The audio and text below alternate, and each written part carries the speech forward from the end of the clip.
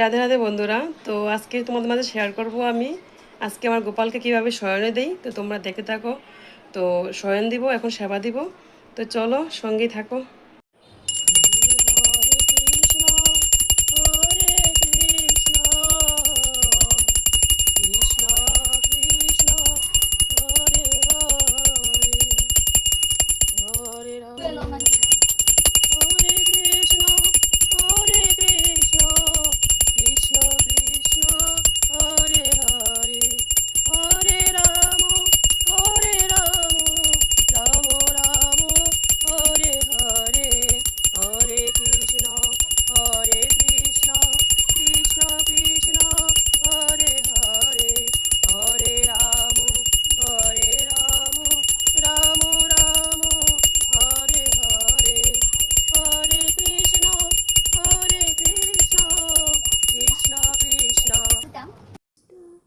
রাধে রাধে। তো দেখো, এই যে এখন দেব গোপালকে আমার সেবা। তো আজকে রাতে সেবাতে দিয়েছিলাম কিশমিশ। তো এখন কিশমিশ ধুয়ে তারপরে কানাকে সেবা দেব। তো এখন কিশমিশটা ধুয়ে নিলাম।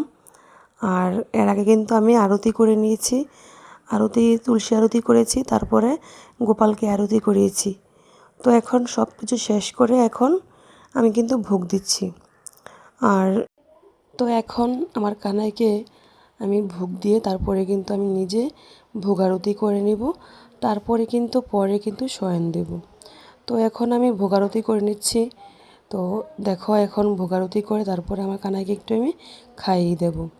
প্রতিদিন আমি তাই করি যে ভোগ দিয়ে তারপরে আমার কানাই বসে থাকে, আমি ভোগ ওকে খাইয়ে দিব, ও খাবে।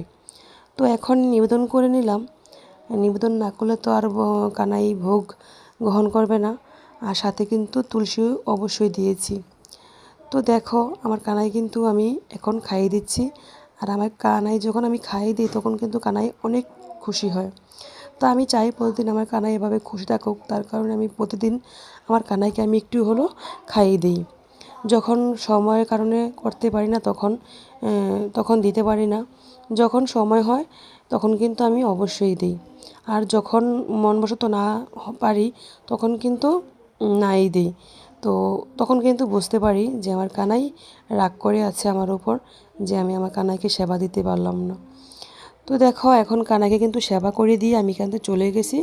তো গিয়ে কিন্তু আমি আবার চলে আসছি। চলে এসে কিন্তু এখন আমি আমার কানাইকে ভোগটা যে দিয়েছিলাম, কানাই নিজে হাতে গ্রহণ করেছে।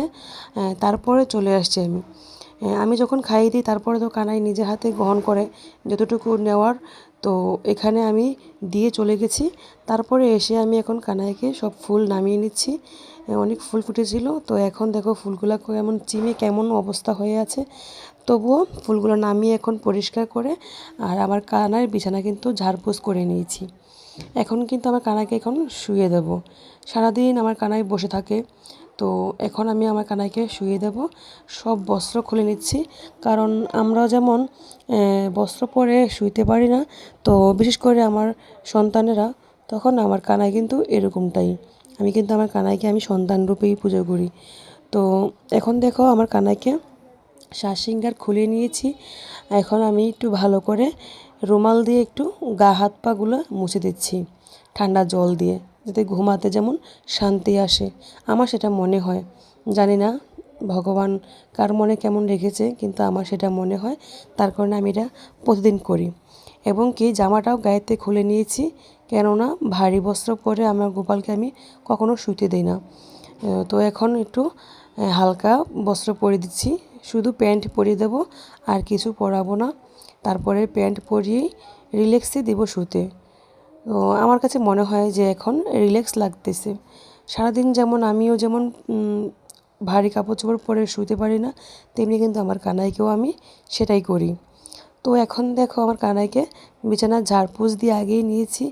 এখন আমার কানাইকে দিলাম শুইয়ে। আর অবশ্যই কিন্তু আদর করতে হবে। প্রথমেই কিন্তু যখন আমি নামিয়ে এখানে নিয়ে এসেছি তখন কিন্তু আমার কানাইকে আমি কোলে নিয়েছিলাম।